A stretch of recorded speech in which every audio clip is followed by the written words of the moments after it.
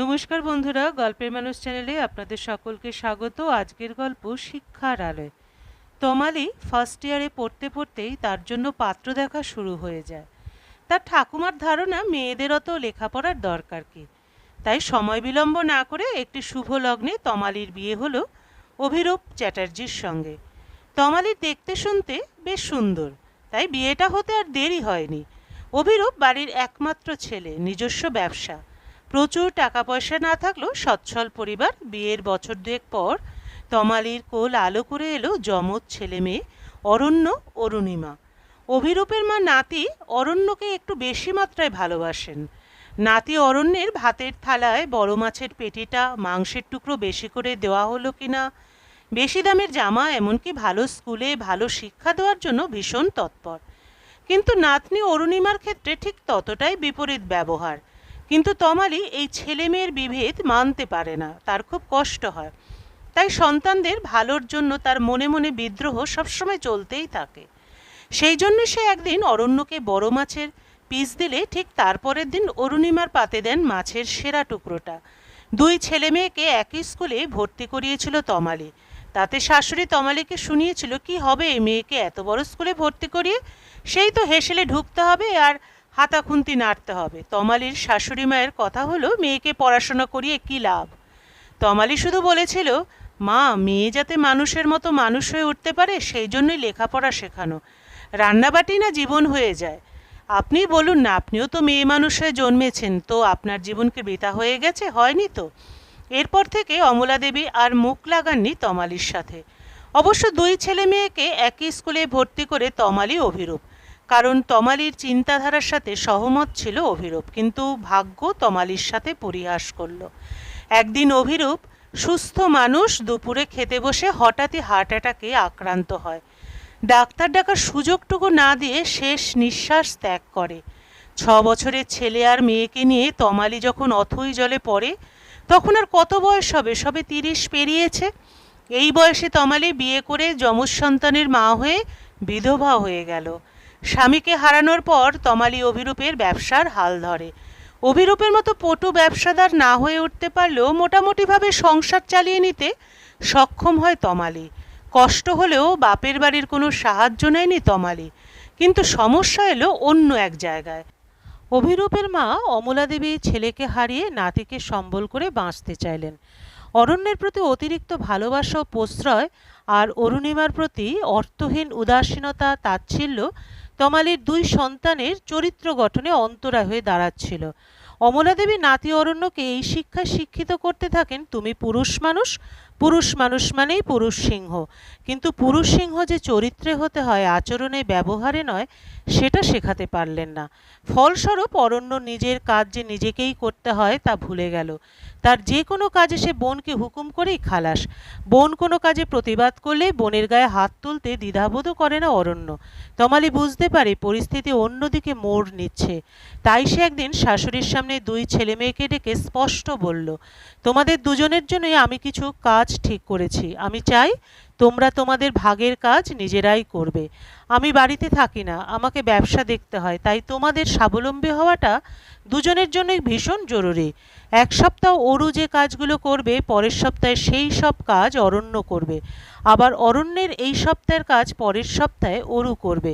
তাহলে তোমাদের মধ্যে আর কাজ কে বেশি করলো আর কম করলো তা নিয়ে কোনো সমস্যা থাকবে না। এবং খুব ভালো করে মনে রেখে দাও, তোমাদের মধ্যে যে নিয়ম মেনে নিজের কাজ করবে না, তাকে আমি রবিবারে 100টা অঙ্ক কষতে দেব। অরণ্যকে ঘরের কাজ করতে হবে শুনে তমালির শাশুড়ি মা একেবারে তেড়ে উঠলেন। এ কি বলছো বৌমা? আমার অরণ্য কি মেয়ে ছেলে যে সংসারের কাজ করবে? এখন আমরা আছি, এরপরে বড় হয়ে চাকরি বাকরি করে বিয়ে করলে তখন ওর বউ করে দেবে। ওর সংসারের কাজ শেখার দরকার কি আছে? তার মানে আপনি আমার ছেলেকে এক প্রকার পঙ্গু বানাতে চান, তাই তো?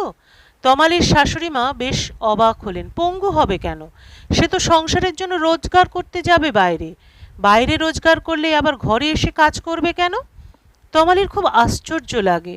ছেলেগুলোর চরিত্র বা অভ্যেস খারাপ হয়ই বাড়ির নির্বোধ অন্ধ ভালোবাসায় মগ্ন কিছু অভিভাবকগুলোর জন্য। তমালি শাশুড়িকে বলে, কিন্তু আমি চাই আমার ছেলে বউ স্বাবলম্বী থাকবে মানসিকভাবে এবং অর্থনৈতিকভাবে, আর চাকরি করুক বা না করুক, বিয়ের পরে সংসারটা অরণ্য ও তার স্ত্রী দুজনেরই হবে। তাই আজ বোনের ওপর হুকুম করা না শিখে তার সাথে সমান তালে তাল মিলিয়ে কাজ শিখলে ভবিষ্যতে বইয়ের উপরে হুকুম করবে না অরণ্য। আমি আমার দুই সন্তানকেই মানুষ হিসাবে বড় করতে চাই, ছেলে বা মেয়ে হিসেবে নয়। কিন্তু তমালির শাশুড়ি মা অমলা দেবী তমালির কথা শুনলেন না, প্রশ্রয় দিতেই থাকলেন নাতিকে। তমালি বুঝতে পারছে সন্তানদের মানুষ হিসাবে বড় করতে গেলে শাশুড়ির সাথে একই ছাদের তলায় থাকা যাবে না। এই মানুষটা কিছুতেই বুঝবেন না তিনি অপত্য স্নেহে অরণ্য অরুণিমার কি ক্ষতিটাই না করছেন। তাই একদিন শাশুড়িকে সে জানালো, মা, আমি এই বাড়িতে আর থাকবো না, বাড়ি বদল করব। আপনার ছত্রছায়ায় থাকলে আমি আমার দুই ছেলে মেয়েকে যেভাবে মানুষ করতে চাই সেভাবে মানুষ করতে পারবো না। তমালির কথায় খুব অসম্মান বোধ করলেন অমলা দেবী, আর সেটাই খুব স্বাভাবিক ব্যাপার। তাই তিনি স্পষ্টত জানিয়ে দিলেন, যেতে চাও যাও, কিন্তু আমি যতদিন বেঁচে আছি সম্পত্তির কোনো বাটোয়ারা হবে না, অতএব এ বাড়ি থেকে তুমি কোনো সাহায্য পাবে না এখন। তমালি বলে, ঠিক আছে, এই বাড়িতে আমার যে জিনিস আছে আর যেটুকু আমি ব্যবহার করি সেগুলো নিয়েই আমরা চলে যাব। ছেলেমেয়ের সামনে নিজেকে উদাহরণ হিসাবে তুলে ধরতে চেয়েছিল তমালি। তার সাথে চেয়েছিল অর্থনৈতিকভাবে নিজেকে আরও পোক্ত করতে, কারণ তার পায়ের তলার মাটি শক্ত হলেই সে তার দুই সন্তানের ভবিষ্যৎ উজ্জ্বল করতে পারবে। তাই সে অভিরূপের ব্যবসাকে আরও বড় করে তুলবে বলে অক্লান্ত পরিশ্রম করতে লাগলো। ছেলে মেয়েকে উচ্চশিক্ষা দেওয়ার আগে নিজেকে আরও উপযুক্ত করতে চাইল সে। তমালি ব্যবসাতে সীমাবদ্ধ না রেখে প্রাইভেটে বিএ পরীক্ষার জন্য নিজেকে তৈরি করছে। বিএ পাশ করার পর নিজেকে তৈরি করতে থাকে চাকরির পরীক্ষার জন্য। রাতের পর রাত কেটেছে বইয়ে মুখ গুজে। ঈশ্বর তমালির চেষ্টার মান রেখেছেন, তার নিষ্ঠা তাকে সরকারি চাকরির দোরগোড়ায় পৌঁছে দিয়েছে। সে চাকরি যেমন তেমন চাকরি নয়। ইনকাম ট্যাক্সের অফিসার হয়ে শাশুড়িমাকে প্রণাম করতে গিয়ে তমালি বলেছিল, মা, আপনাকে, আমার মা বাবাকে, আমার ঠাকুমাকে আমি দেখিয়ে দিতে চেয়েছিলাম মেয়ে মানেই ফেলনা নয়, আর সাহস করে স্বপ্ন দেখলে সেই স্বপ্ন একদিন ঠিক পূরণ করা যায়। যদি সেই স্বপ্ন পূরণের চেষ্টায় নিষ্ঠা থাকে, আমি যেভাবে দাঁড়িয়েছি ঠিক একইভাবে অরণ্যের সাথে সাথে অরুণিমাকেও দাঁড় করাবো আমি। আজ আপনাকে কথা দিয়ে গেলাম। তমালির মনের জোর আর জেদের সামনে হেরে যাওয়া তমালির শাশুড়ি মা বলেছিলেন, তুমি ফিরে এসো বৌমা। তমালি বলেছিল, না মা, জীবনে যে শিক্ষা আমি আমার সন্তানদের দিতে চাই সেটা হয়তো আপনাদের কারোর সাথে থাকলেই দিতে পারবো না। আমি এই সমাজ থেকে যা পেয়েছি তাই ফেরত দেওয়ার শিক্ষা দেব আমি আমার সন্তানদের। আমার সন্তান শুধু আমার হবে না, তারা তৈরি হবে দেশের সন্তান হিসেবে। তমালি পেরেছে তার কথার দাম রাখতে। তার শিক্ষায় শিক্ষিত তার দুই সন্তানই আজ দেশের সেবায় নিযুক্ত। অরণ্য বর্তমানে ভারতীয় সেনাবাহিনীর উচ্চ পদস্থ অফিসার। অরণ্যের স্ত্রী মল্লিকাও সেনাবাহিনীর ক্লারিক্যাল স্টাফ। ছেলের পছন্দকে সাদরে অভ্যর্থনা করেছিল তমালি। অরণ্য মল্লিকার কথা জানাতেই তমালি হাসি মুখে বলেছিলেন, তোর যখন পছন্দ তখন আমার অমতের কোনো প্রশ্নই আসে না। তোর সিদ্ধান্তে আমি খুব খুশি। শুধু একটা কথাই বলবো, মল্লিকাকে বউ হিসাবে দেখার আগে মানুষ হিসাবে দেখবি, আর সংসারের দায়িত্বটা দুজনেই ভাগ করে নিবি। আর যে মেয়েকে নিয়ে এত লড়াই, সেই অরুণিমা আজ WBCS officer. Retired district magistrate শ্বশুরের সামনে বসে মায়ের গল্প করছিল অরুণিমা। সারা বছর বাড়ির সবাই কাজের সূত্রে বিভিন্ন জায়গায় থাকলেও দুর্গাপুজোর সময় মালদার বাড়িতে সবাই একত্রিত হয়। সদ্য বিয়ে হয়ে আসা অরুণিমারও শ্বশুরবাড়িতে এই প্রথম দুর্গাপুজো কাটানো। শ্বশুর সুবিমল রায়ের সাথে খুব ভাব অরুণিমার। পুজোর আগে ঠাকুর দালানে বসে নিজের মায়ের গল্প করে সে বলেছিল, আমার মাই আমার কাছে সাক্ষাৎ দুর্গা। মাকে দেখেছি দুহাতে সংসারে 10টা সমস্যা ঝেলতে।